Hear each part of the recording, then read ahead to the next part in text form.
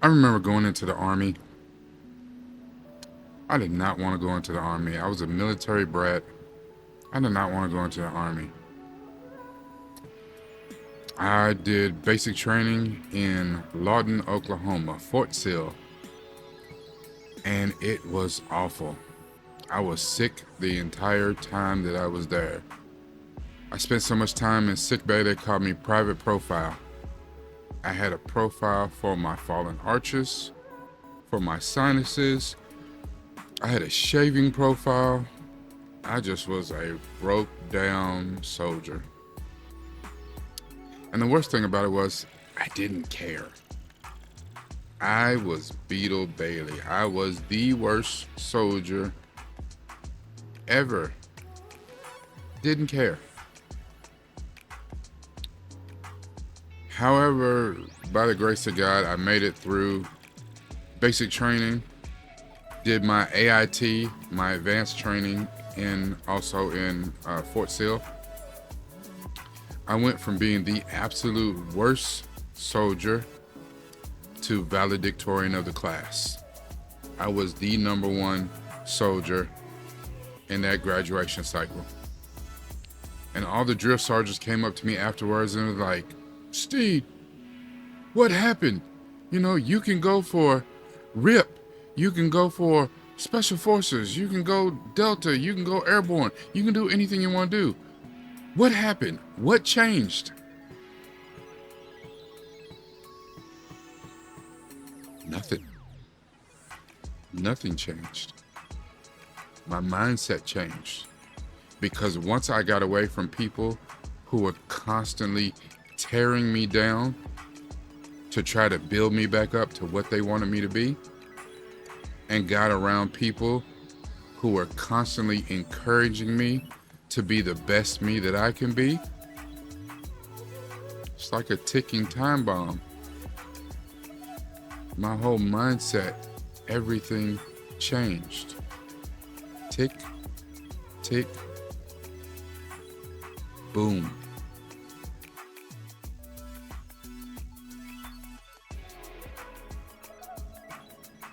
Hello, Governor. It's Rekkai Steed, the noob from the Ville. I'm gonna get right into this thing. Talking about season 14, episode 3 of Doctor Who, or Disney calls it, season 1, episode 4. That is so confusing. This episode is titled Boom and is written by the wonderful Stephen Moffat, who gave us the Weeping Angels and Blink, gave us the two-parter, the Empty Child series in season 1.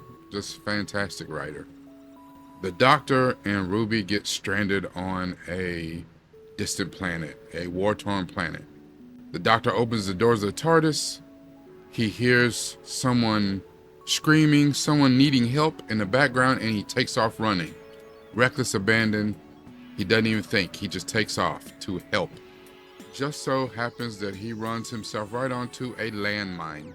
Now, this landmine is different than landmines you've seen. This landmine actually makes the person the bomb, and they disintegrate.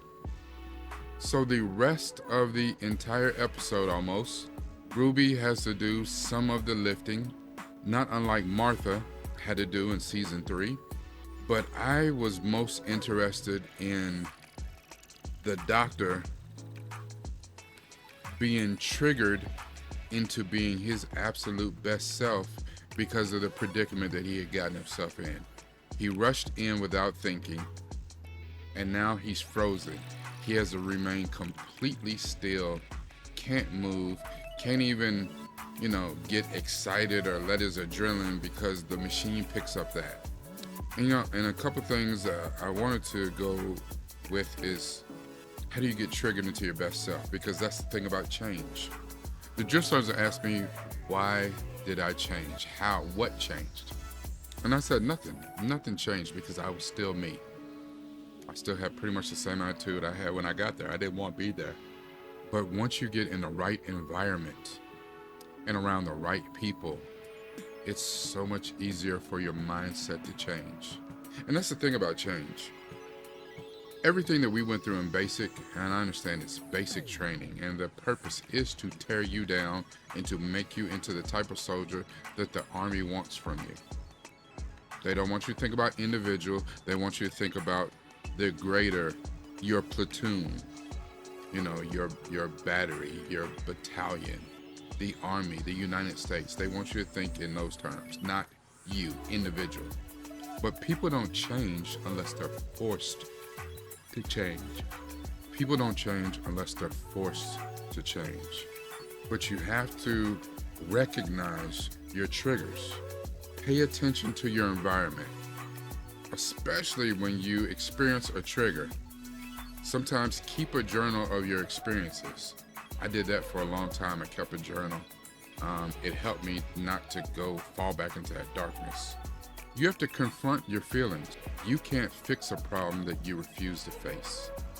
You have to unpack what's going on in your head and confront the negative feelings. Don't hold on to them. Keep moving. I know it may be hard for some people, but meditation is actually good. It gives you a way to kind of tune your body and your mind and be able to clear your mind. And clearing your mind is a hard thing for most people. Remember your reactions. If you want to get better, remember how you reacted last time. Actively work on being better than you were before. It doesn't happen overnight. It is a process. And the unfortunate thing is you'll get around people who trigger you often and remind you of how you reacted, refusing to see the growth and the work that you put in. Don't let that become another trigger and you fall back into old habits. Yeah, it's hard, but you can keep pushing through.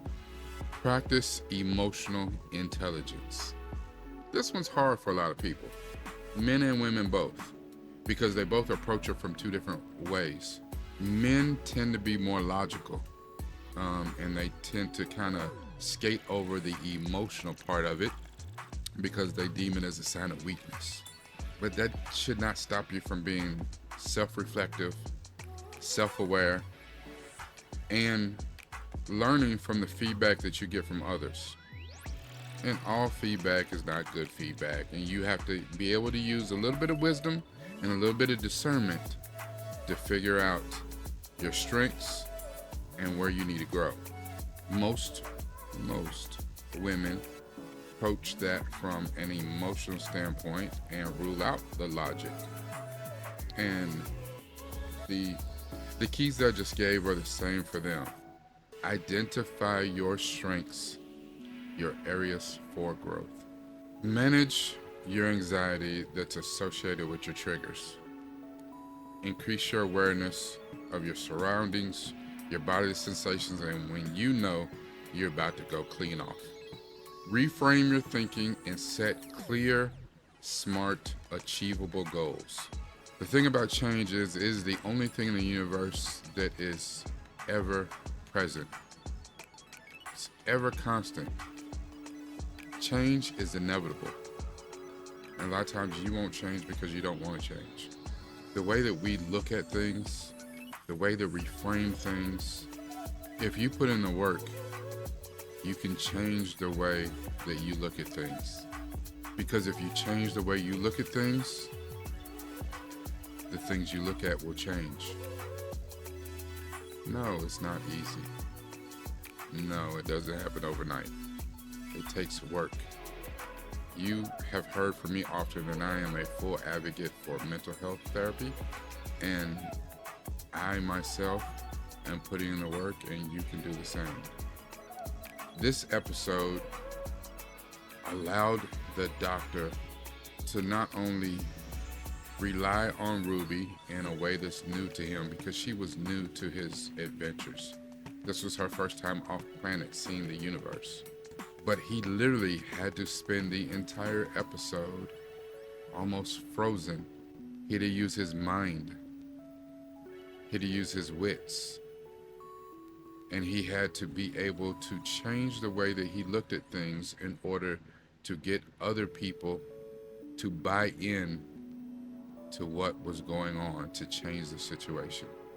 I wanted this to be short, and I want you to look at the episode and really think about what is necessary to make changes in your life, and recognizing your triggers and what will it take for you to become your very best self, because you owe it to not just you but your loved ones to be the best version of you. Look in the description for the link to this episode that this was attached to. Leave a like, leave a comment, share, and by all means subscribe. This is Rekkai Steed, Noop from the Ville. It's all about this and this right here. I'll see you soon.